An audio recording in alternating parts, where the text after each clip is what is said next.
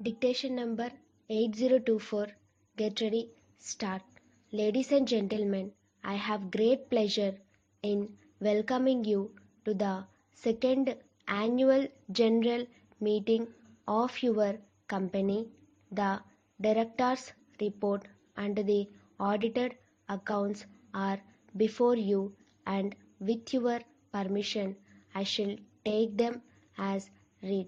As you are aware, a great forward leap has been taken by our country by the liberalization of industrial policy by our government.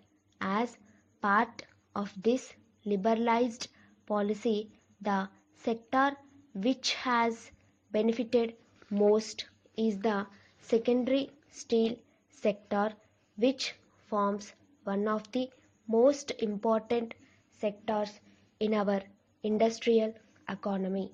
We are very thankful to our Honorable Prime Minister and his government for leading us along this enlightened path of economic progress.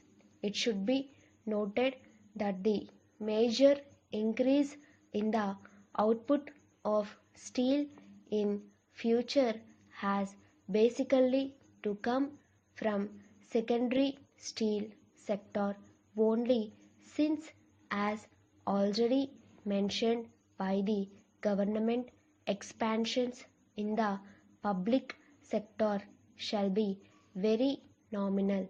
This is going to give a great boost to the secondary steel sector, which has to fill in the gap between the increasing future demand of steel and the supply.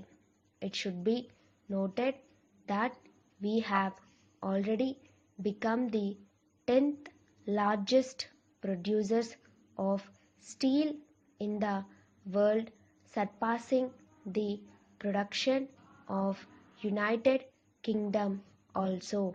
It has been internationally projected that India is one of the countries with the largest expansion potential for the future, especially in the iron and steel sector. It is estimated that from the present level of production of about 16 million tons of steel, the production shall rise to more than 25 to 30 million tons by 2000 AD. Most of this increase has to be taken up by the secondary steel sector. As you are aware, the basic raw material for the production of steel in the secondary steel sector is iron scrap and sponge iron.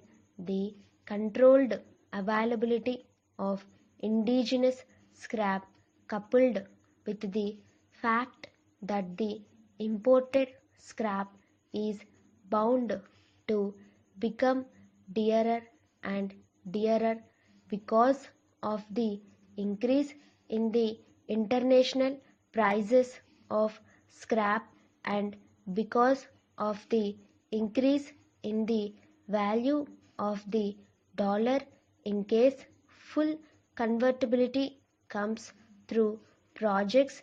A very bright future for the sponge iron industry as a whole, in spite of the fact that the reduction in duty of imported scrap by the government in the early part of this year has definitely had some adverse effect on the sponge iron industry.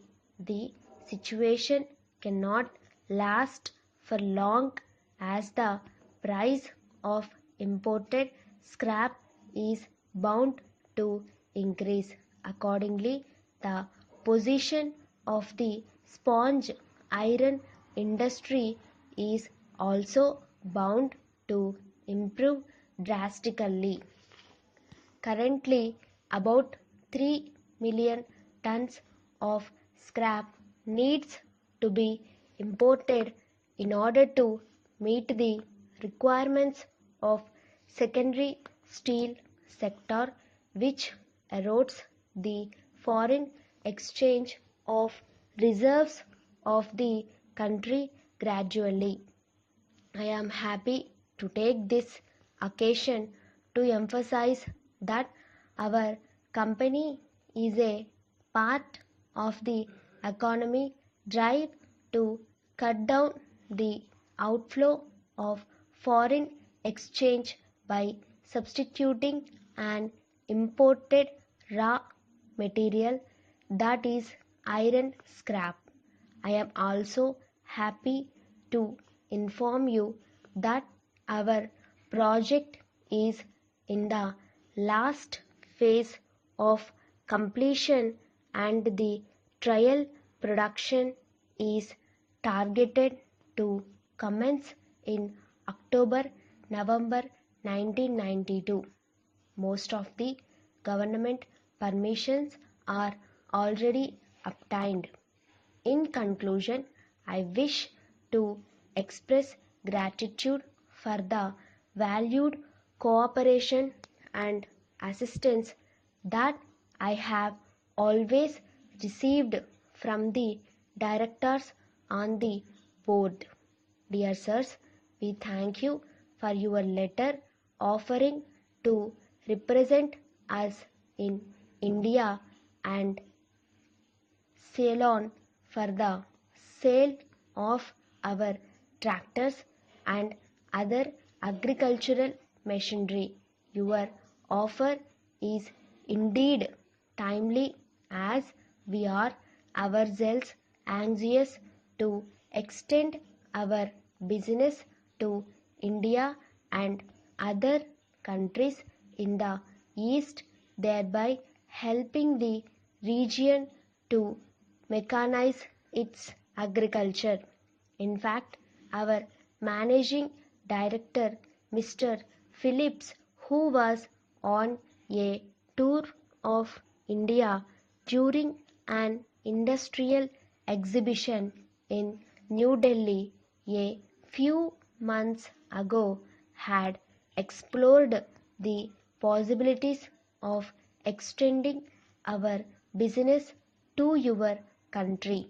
He had contacted some firms in New Delhi, Bombay, Madras, and Bangalore who are already dealing in tractors and other agricultural implements for the allotment of agencies, but he was not satisfied with the organization and setup of most of the firms. He had advised us to wait for some time till some suitable party comes forward for the agency. You will, however, appreciate that a major decision like the setting up of agency for our goods in India involves consideration of many important factors, including the sales organization of our firms. It is therefore imperative for us to send someone personally to visit your organization and its branches and discuss the whole matter in detail before any effective decision can be arrived at. I shall intimate to you the exact program of Mr. Phillips' visit within a few days. Yours faithfully, Deputy General Manager, stop.